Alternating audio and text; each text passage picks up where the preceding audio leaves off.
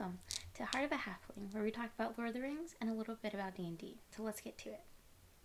So today we are going to begin the Silmarillion, which anytime I hear about the Silmarillion, it's so hard to read and so hard to understand.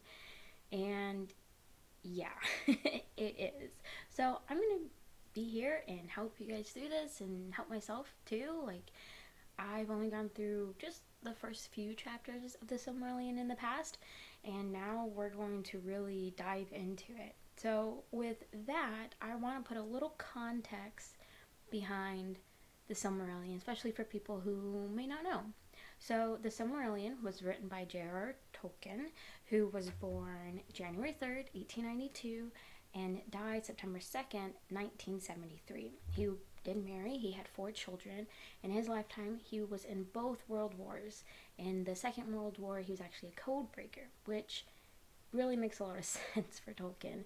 He was an author, of course, an academic, and he was also a philologist, which, just a really brief description of that, is he looked at language, at linguists. He would translate old writings and make them where we could read them today. So if you've been to the bookstore, you've probably seen his translation of Beowulf and I think Sir Gawain and the Green Knight.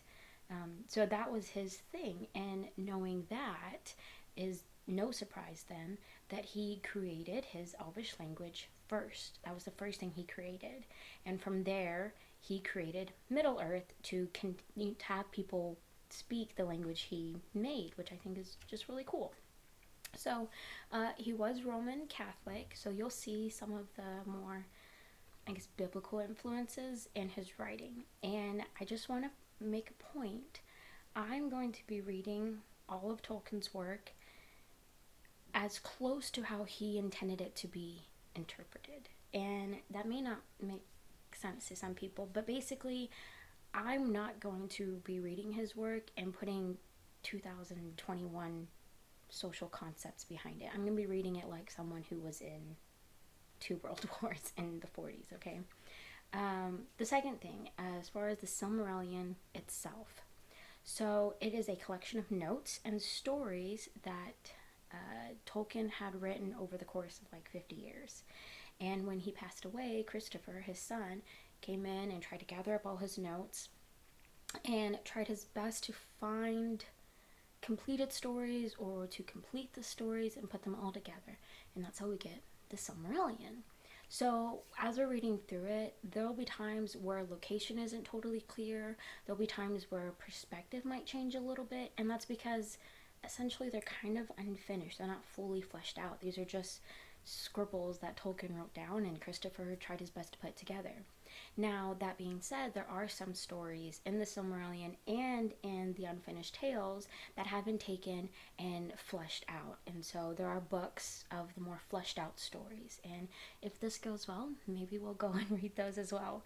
And then the next thing I need to point out is that there are a lot of names in the Silmarillion, and there are nearly 800 names in this book. And Christopher Tolkien was so nice to give us this long index that covers 41 pages of these names, and they show a little blurb of who or what the name goes to and what page they can be found on. So I will do my best to keep the names clear, to make sure you guys know who I'm talking about while we're going through the stories. The next thing is, if you are interested, the Silmarillion has a list in the back of how to pronounce some of the vowel combinations and the consonant combinations so that you can more correctly pronounce things. I will do my best to stick by that. I can't make promises, but I will do my best to pronounce these words correctly. Last thing is, at the very end of the book, in the appendix, there is also a breakdown of the Elvish names, of what the names mean broken down. So you can see that Tolkien definitely had a passion for language, and that's riddled throughout all of his books. So with all of that context in mind, let's get started with the first story. So the first story in the Silmarillion is the Ainulindalë, the music of the Ainur, which is, it's a beautiful story. So it begins with Eru, who is basically God, and he'll be referred to as Iluvatar for the rest of the story. So Iluvatar is the one who created the world, okay, and that's what the music of the Ainur is about. Okay, so Iluvatar created the first Ainur, and the Ainurs are holy ones. You can kind of think of them as like high angels. So he created the Ainur from his thoughts, which basically each Ainur at that moment only knows what thought they came from. So like there's an Ainur that will be focused, like will have a passion for music or for water or for air or for growing. Like that's basically what thought they originated from. That's how I'm understanding this. That's what thought they originated from, and that's kind of all they know. So Iluvatar creates the Ainur, and he sings them this beautiful song, and then says, okay, now you sing the song, you add to it. And so at first, each Ainur sings alone. Every once in a while, it says that a few may come together, but for the most part, it's just one at a time. And in this way, the Ainur begin to learn more about Iluvatar. They learn from each other, and eventually they all start to sing together and create this beautiful, harmonious song. And when they've kind of completed that, Iluvatar sings them a song back. And at this point, let me see, checking my notes. So Iluvatar gives them a new theme, is what it's called, a new theme, a new song, and it's more wonderful than what they had heard before and what they had been singing. It's the most beautiful thing they've ever heard. And when Iluvatar is done singing, all the Ainur bow down to. It's just glorious.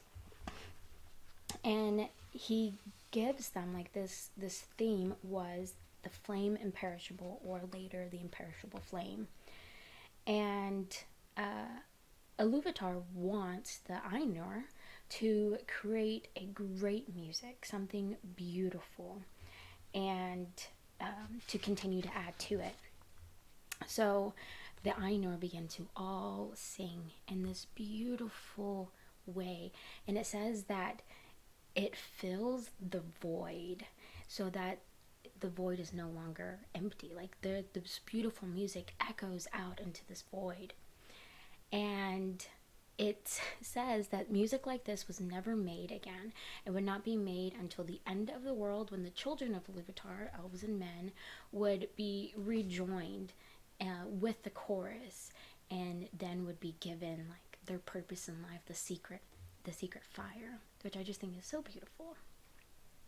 However, there is one Ainur, Melkor, who it says that he kind of has knowledge that the other Ainur have as well. Like he wasn't, it almost sounds like he wasn't formed from one thought, but from many thoughts, and so that makes him more powerful and knowledgeable. And so he becomes greedy, basically. He wants the imperishable flame for himself. So he goes out into the void to look for it, not realizing that the flame is actually with Iluvatar. So he goes out into the void to find this flame, and out in the void alone, Melkor begins to have his own thoughts that don't coincide with everybody else. It's different from what everybody else is thinking. He's starting to have thoughts of his own rather than collective thought, if that makes sense. And because of this, he starts thinking, well, Iluvatar has all this void. Why are we spending all this time singing when we could be making stuff? So when he gets back with the group, he begins to sing in a very discorded, disharmonizing way, and he causes other people to falter in their singing. So much so that Iluvatar ends up standing up, raising his left hand, and starts a new theme. And it says that he's smiling, like when Iluvatar stands up, he's just like, oh, that's no big deal, stands up, raises his hand, and a new theme begins. Well, this makes Melkor kind of irritated. So he keeps singing in a discorded way, in a disharmonious way. And what ends up happening is that either the other Ainurs falter and they have they're like struggling to like make harmonizing music, or some of the Ainurs will correct themselves to harmonize with Melkor. And it gets to the point where Melkor's song, his theme, has basically been taken over. Like, it's taken over the song. And if you're not harmonizing with Melkor, you're not singing. So this irritates Iluvatar. So he stands up, and now he raises his right hand, and a new song begins. So this is our third theme. And it says that it's very different from the other themes, the other songs. So in this one, it's kind of, the way I read it was, it's basically like this musical battle between Iluvatar and Melkor. Like, the Ainur are singing, but these two are the main sounds that you're hearing. And so, while Melkor's theme in the past has been sort of overtaking the other ones, Iluvatar does something so cool, in my opinion. If you know anything about music, I think this is so cool. And so Iluvatar's theme ends up incorporating Melkor's, like, his crazy, terrible disharmony, and starts making it harmonize with his music, which I just think that's so cool. So even though, everybody can hear Melkor's like harsh chords, Iluvatar's making it work with his music, until eventually Iluvatar's song has taken over. And it says that Melkor's theme was taken by Iluvatar's theme and woven into its own solemn pattern.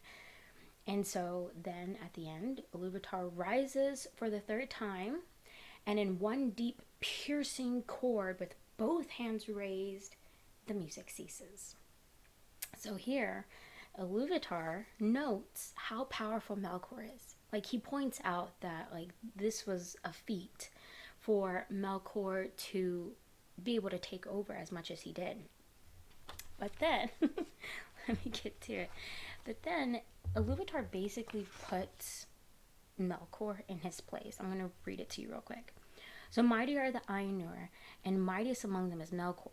But that he may know, and all the Ainur, that I am Iluvatar. Those things that you have sung, I will show them forth, that you may see what you have done. And thou, Melkor, shalt see that no theme may be played that hath not its uttermost source in me, nor can any alter the music in my despite. For he that attempteth this shall prove but mine instrument in the devising of things more wonderful, which he himself hath not imagined. So basically, like, Iluvatar is saying, like, yeah, you're pretty powerful, but I need you to recognize that what you sang and everything that you did, it originates with me. It starts with me. You're nothing without me. And that's just like, ugh. So, like, the Ainur are kind of like, oh crap, like, dang.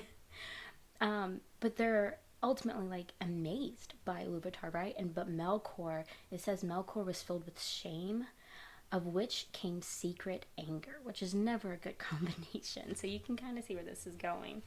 So Iluvatar then takes the Ainur and shows them their songs, their song, and he gives them the sort of vision. So up until this point, they've really just been kind of like spirits, I guess. Like, there's nothing really to look at, nothing really to see. It's all just audible. It's just music. But now Iluvatar's like, okay, I'm going to show you what you guys were singing. Like, there was a purpose behind it, basically. And so he gives them this vision, and that's when they see Arda, which is Earth. And so they see Arda, and then they see the history of Arda unfold all the way up until the third theme, which, from my understanding, kind of reads as like the third age of Middle Earth. So the Eldar, which are the oldest elves, believe that the Ainur know of the history of everything. There's very little that they don't know about the history of Arda up to the end of the third age. And that's why, like, they're kind of all knowing, basically, but not entirely. There's little that they don't understand. There's some things that they don't understand, and the Iluvatar knows all of that. So, while they're seeing the history of Arda unfold, they see the children of Iluvatar, which are elves, the firstborn, and man, the followers. And when the Ainur see them, they know that they were made in the image of Iluvatar, and they have this love for them and would basically do anything for them. And similar to the song where Melkor was in harmony at the beginning, Melkor also has this fondness, like, has this desire to protect or to love the children of Iluvatar, but like the song, that ends up morphing and changing and getting corrupted. And so Melkor eventually is like, no, I don't want to take care of them. I want to be lord over them. I want the elves and men's will. I want to be lord of the land.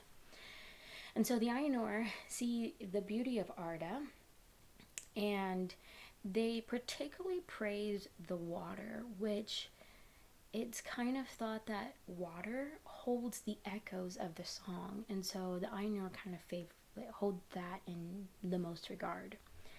And so Iluvatar comes and he's talking to one of the Ainur, Olmo, and he has a passion for music. And then Iluvatar's like, I need you to have passion over water. That's going to be your domain, essentially. Like, Melkor he's going to destroy all of these things. He has fire and destruction. I need you to take care of the water.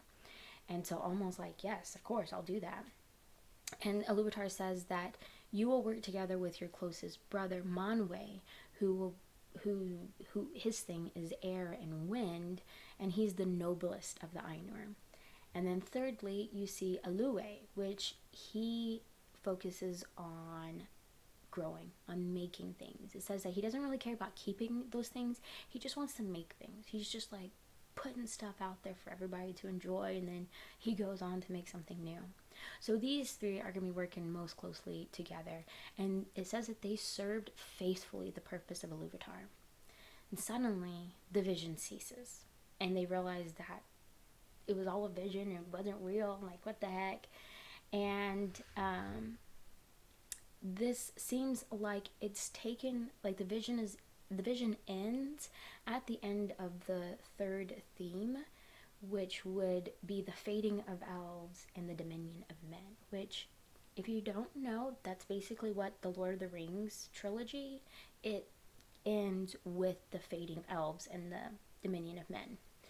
So here Iluvatar is like, okay, I've now shown you what my intention was, and I'm going to make it be. And so he creates Ea, which is the world, the universe, and he creates Ea. And Iluvatar says any Ainur are free to go and be a part of Ea, but whether it's because of necessity or because of their love for Iluvatar and the children of Iluvatar, the Ainur, if they choose to go to Ea, their powers are contained to the world until its completion, until it ends. And it seems like the Ainur have no problem with this. They love Iluvatar. They love the children of Iluvatar because they're in the image of Iluvatar, and so they're like, yes, we'll do that. Why wouldn't we? And when the Ainur get to Ea, they are now able to take on forms, and so the Eldar referred to them as the Valar. So from this point on, if we talk about any holy ones, we're going to be mentioning Valar. So the Valar are the powers of the world. They were a little confused though when they got to the world, because it wasn't what they saw in the vision. It wasn't this beautiful creation. It was empty. And that's when they realized, like, oh, we have to actually make this. We actually have to build Arda in the same way that our music did. So the Valar are all for this, but Melkor is like, I want to destroy this from the very beginning. And he's just a bad guy. So Manwë, Alue, and Omo are now like making up the main part of the building of Arda.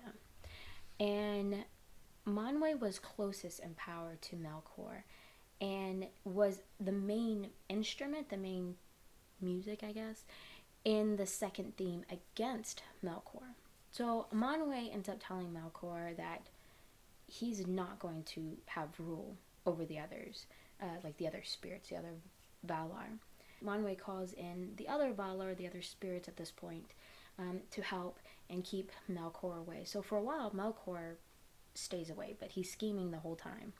So the Valar now, at this point, realize that they can start taking on forms. So most of them choose to take on a form similar to the children of Ilúvatar, to elves and men. Melkor, however, seeing that the Valar are taking on these beautiful forms, grows jealous and wants more power, and through that he grows envious and takes on a terrible dark form. And Melkor basically came to Arda as a power greater than the other Valars. Like, this guy is strong. This is one of those things where knowledge is power, and Melkor has that. But he's gone. He stays away for a while. And this begins the first battle for Arda between Melkor and all the other Valars. And during this time, the Valar's main concern, though, is to get the world prepared for the firstborns, for the elves. And at this point, the Eldars were told some of this history by the Valar, but not all of it. So basically the story that we just went through, there could be things that are missing, but this is just what the Eldar were told by the Valar, which I think is kind of cool. So yes, there's a few things I want to just clarify, and then I'll kind of put my points in, because I know there's a lot of names in there. So just to clarify, Ilúvatar is the godhead, and the Ainur are spirits, or like high angels. Valar are the Ainurs that come to Arda and take on forms, and they are powers of the world. The Eldar are the oldest elves that communicated directly with the Valar, but they end up referring to elves of three kindred: the Vanyar, the Noldor, and the Teleri, which we will get into all of those later on. I don't want to overwhelm everybody with this information. So yeah, this was the first story.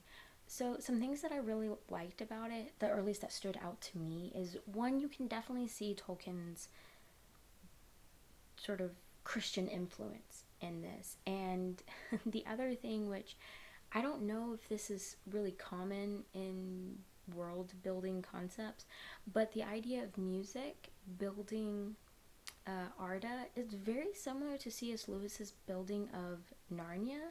Like in that story, Aslan sings a song, and through his song the stars are created and the grass starts to grow and animals are made, but it's all very like boom boom boom, whereas Tolkien's story is a little more fleshed out, a little more drawn out, I guess. I don't know if that means that Lewis was more of an creationist and Tolkien maybe favored more of the evolutionary idea. I don't know. Maybe that's just a coincidence. But I thought that was interesting since they're friends and their creation stories were very similar. The other thing I really liked was how Iluvatar put Melkor in his place. I love that. I think that was top notch. So, yeah, those are kind of my thoughts and opinions of this. I'm excited to go through this with you guys. I'm excited to just dive further into the stories, and yeah, I really hope you guys stick with me because I think this is going to be interesting. If you do have the Silmarillion, you are interested in reading along, we're just going to be doing a story a week. And next week, we'll be going through the Valicenta, which is the accounts of the Valar and the Maiar according to the lore of the Eldar. I know that was a lot of names that people are like, I don't know what those mean. So I'll break it down for you real quick. The Valar, in a nutshell, is the Ainur that come to Earth, or to Arda. The Maiar are kind of the servants of the Valar, and then the Eldar are the oldest elves. We'll dive more into all of that next week, but I am so glad you guys, if you made it all the way through, like, thank you so much. I know this was a long video, and I thank you guys for listening, and yeah, I'm excited to go through this book with y'all. So may the hair on your toes never fall out. Bye.